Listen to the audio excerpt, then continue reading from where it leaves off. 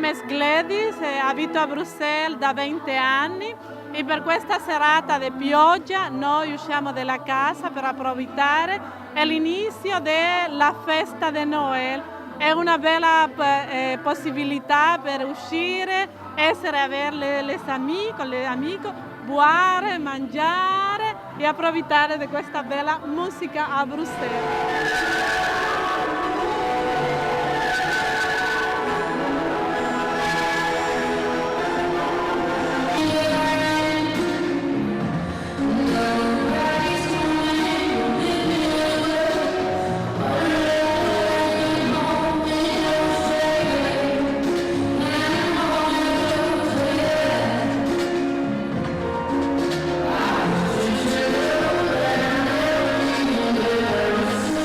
Alors, je m'appelle Damien, je suis en séjour pour 3 jours à Bruxelles. Et ce qui me plaît sur cette ville, c'est que les gens sont très ouverts d'esprit, très accueillants. Et j'adore justement la grande place avec ses lumières, cette musique, cette joie de vivre. Après, il faut aussi voir que Bruxelles, c'est aussi une ville européenne qui a justement le Parlement européen et qui accueille très bien les Européens avec la bière, le chocolat et plein de traditions qui nous font aimer cette ville.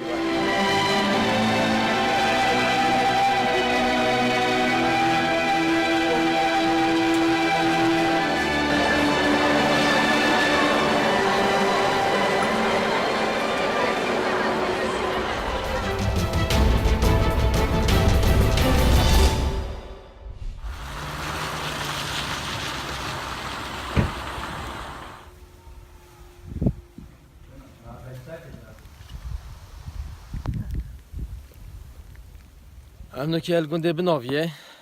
و شوی دیواره بفرکازورا باری بفرکازورا کتیجی حیوانات و تشو طوالجی که و گاسیا بو جهت گرم الخاره و میشه تکوینی جی ما کرینا جور وش بر سرمایه حتی بهارا بید زوستان اف سالا پار نه پارجی دی بجین سال بری پارجی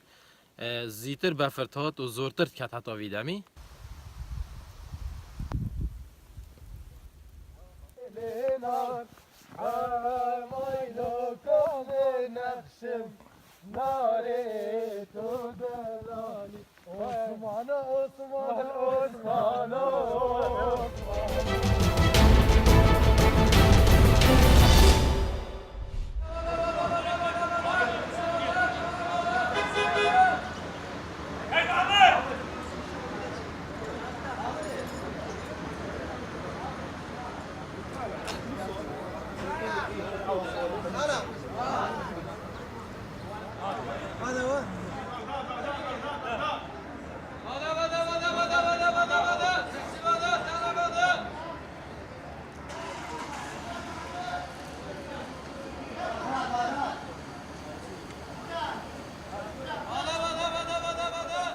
هێلی هەولێر بەغدا بەگشتی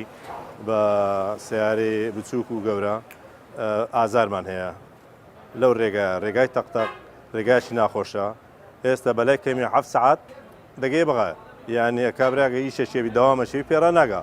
پێشتر 4 سعات 5 سعات نییە یعنی ئەگەر زۆر بە 5 سعات بوو یعنی هەر کەسێک ئیشی خۆی هەبایە دەگەیشتە بەغدایە ئیشی خۆی جێبەجێ دەکرد یعنی تووشی ئازار و دەعم و ئەو شتانن ئێستا حادیسە زۆر بە لە ڕێگای تەقتەق